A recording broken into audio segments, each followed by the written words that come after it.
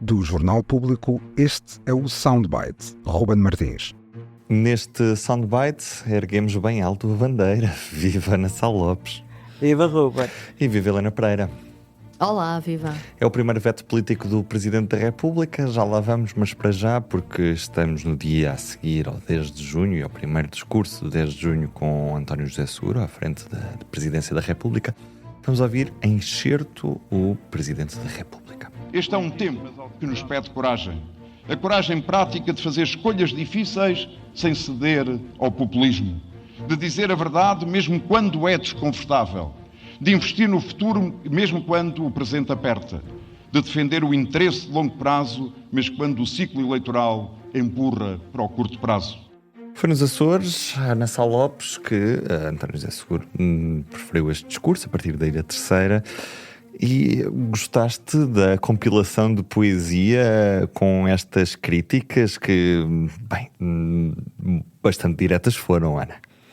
Gostei muito, ao contrário do João Miguel Tavares, que ainda por cima desprezou Emanuel Félix, dizendo que era um poeta local, e é um excelente poeta. Emanuel Félix tem poemas absolutamente maravilhosos, portanto, os meus protestos contra João Miguel Tavares a desprezar Emanuel Félix era...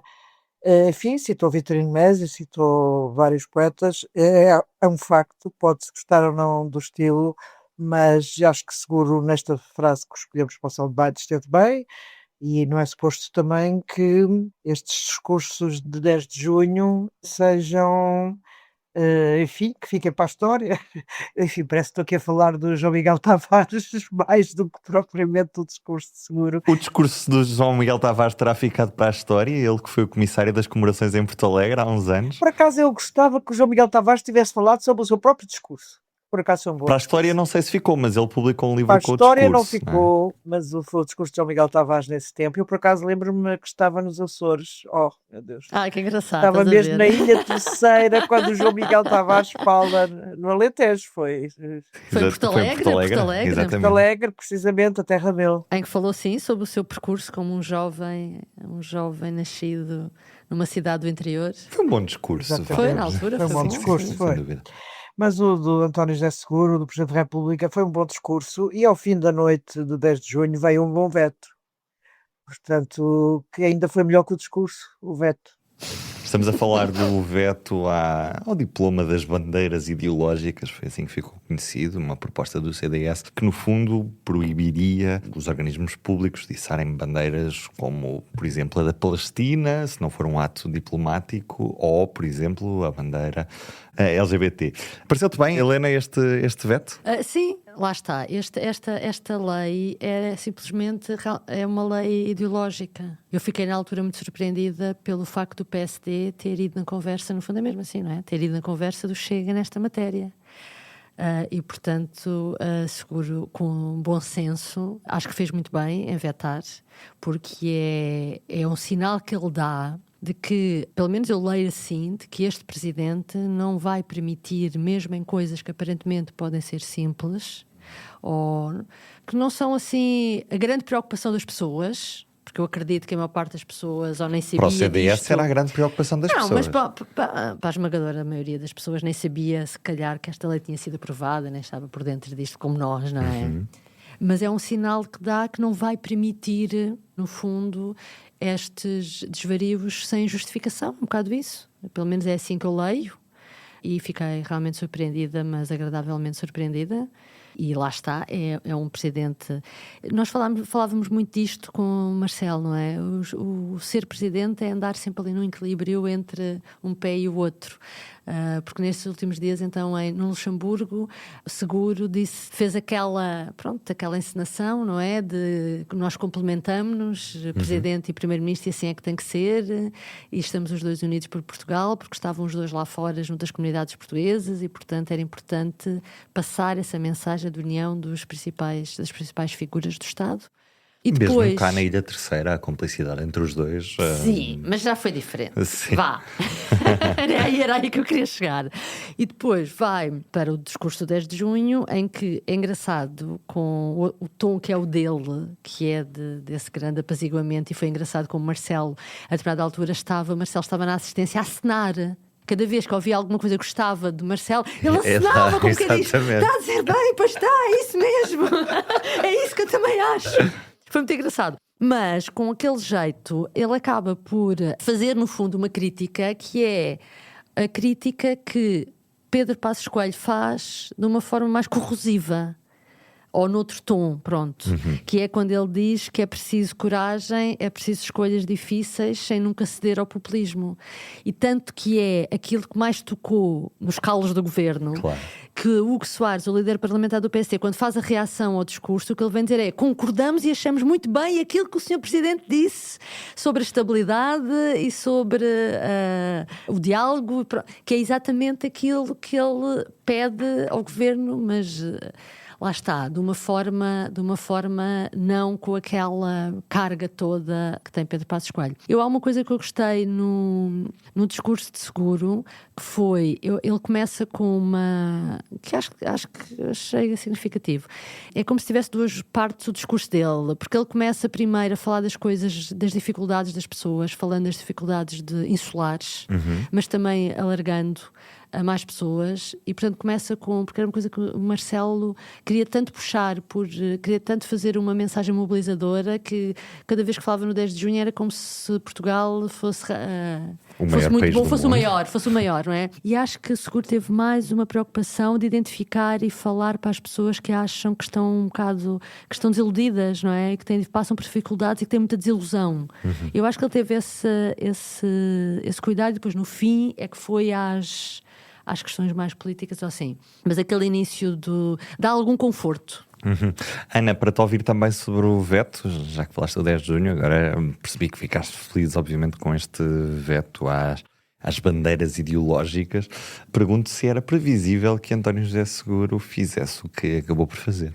Eu acho que este veto é a reconciliação de António José Seguro com a esquerda e com o povo não conservador. Porque depois deste veto, a abstenção violenta, que era uma coisa que os adversários de Seguro, mesmo dentro do PS, se empenhavam continuamente para achar que ele seria um presidente que seria muito facilitador das políticas de direita, e nós também temos uma maioria de direita na Assembleia da República, este veto vem demonstrar que assim não será. Independentemente do Presidente, obviamente, ter os seus poderes e o Governo ter os seus poderes, e nós sabemos que, se o PSD quiser, pode voltar a aprovar a lei. Portanto, este veto é um sinal que o Parlamento pode aceitar ou pode não aceitar. A Presidente da República aponta várias questões bastante importantes, nomeadamente a primeira. Nós sabemos que esta lei foi feita para proibir os edifícios públicos de ostentarem a bandeira LGBT. Não era a da bandeira da Ucrânia. Que de caminho também vai, porque também deve ser ideológica, pelo menos para alguns, mas a verdade é que isto é uma lei ideológica, como disse a Helena bem, dizendo que é contra a ideologia, porque nós sabemos que a direita, isto é tudo muito pouco tempo, a direita sempre foi homofóbica. É um facto. Nós só há 16 anos temos casamento entre pessoas do mesmo sexo, e isto foi aprovado num governo Sócrates, apenas pela esquerda. Toda a direita esteve contra. E na altura o Presidente da República, que era Cavaco Silva, mandou para o Tribunal Constitucional e depois acabou por não vetar, dizendo que queria vetar, mas por acaso deu um argumento que era arrastar inutilmente o processo, porque iria ser, obviamente, o Parlamento Ana, iria... mas depois vetou a adoção gay. Vetou a adoção. Vetou a adoção. A adoção foi também só aprovada com a esquerda, e a adoção ainda é muito mais recente, não é? Quer dizer, a adoção já se foi com a geringonça, 10 aninhos, foi em 2016. Portanto, tudo isto, a direita sempre teve problemas. Aliás, a religião católica foi contra o casamento entre pessoas do mesmo sexo. A religião católica é totalmente contra. A Igreja, na altura, veio cá o Papa Bento XVI, que veio dizer que esta lei seria um perigo. Portanto, e a direita sempre viveu neste caldo cultural. Eu não estou a dizer que a esquerda não seja também homofóbica. Agora, em termos dos seus representantes políticos, foi a esquerda que aprovou estas leis, a do casamento e a da adoção. Mas, por exemplo, em 2006, quando o Bloco de Esquerda apresentou um projeto para legalizar o casamento, o PS não votou. O PS votou contra. Na altura o argumento era que não estava no programa eleitoral e tal. Portanto, nós temos muito esta questão de direitos humanos, de acolhimento e de integração das pessoas de gay, é muito recente no nosso país. E eu acho que o texto do veto é muito interessante nesse aspecto, porque o Presidente fala mesmo da questão de direitos humanos, porque se trata de uma questão de direitos humanos, nunca falando, obviamente, da bandeira LGBT, porque no fundo isto aqui é o elefante no meio da sala, é a segunda vez que uso este argumento. É que toda a gente sabe que esta lei foi dirigida à questão da bandeira arco-íris, mas não é dita nem no texto da lei aprovada pelo Parlamento, nem no veto do Parlamento. Mas quando o Presidente fala que a questão dos direitos humanos está consagrada na nossa Constituição, obviamente está a dizer que defender a igualdade entre os cidadãos, sejam homossexuais ou não, é uma questão de direitos humanos consagrada na Constituição e a igualdade entre os cidadãos é consagrada na Constituição. É muito interessante o texto e acho que se esteve muitíssimo bem. Agora vamos ver, o CDS já disse que vai voltar a apresentar a lei. O PSD, eu ainda não vi o PSD pronunciar-se neste momento, não sei se já falou, mas Se calhar está com vergonha. Sim, está com vergonha porque o PSD nunca, porque até o CDS teve vergonha em assumir que isto era uma lei contra a população gay, contra a bandeira arco-íris. Eles nem sequer realmente esconderam isso do texto, mas é um facto que é a questão ideológica neste momento, é a expressão que é ridícula, mas é usada para todos os defensores dos direitos dos homossexuais e outros. Portanto, acho que foi um veto excelente, foi um veto em que seguro, foi ao encontro de grande parte das pessoas que votaram nele, penso eu.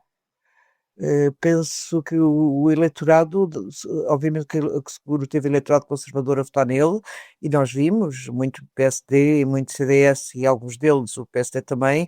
Aliás, vamos agora por partes. Se nós formos aqui... É um eleitorado que sente comichão quando vê uma bandeira ao alto, é isso? Eu acho que isto é apenas o PSD e o CDS a seguirem as agendas do Chega.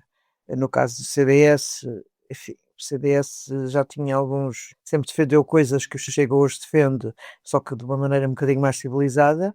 O PSD também sempre... Mas o CDS nestas matérias não era de proibir.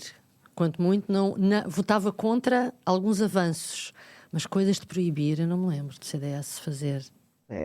Isto não faz sentido nenhum, mas por acaso houve no Parlamento Alemão uma polémica muito parecida com esta e a bandeira arco-íris no Parlamento Alemão só se pode hastear no dia contra a homofobia, okay. Com o próprio chanceler alemão, o Friedrich Merz, a dizer que não queria cá circos, uma vergonha. Portanto, a própria direita tradicional está a ser contaminada pelo discurso da direita populista. Tu queres ver, Ana, que o Pedro Passos Coelho também se estava a dirigir ao CDS como um prostituto que estava, no fundo, a vestir essa pele de populista? É isso? Pois. Vai saber. Um beijinho. Beijinho, Até amanhã. O Soundbites é um programa de Ana Sá Lopes, Helena Pereira e Ruben Martins. A música original é de Ana Marques Maia. Siga o podcast na sua aplicação preferida para não perder os novos episódios. O público fica no ouvido.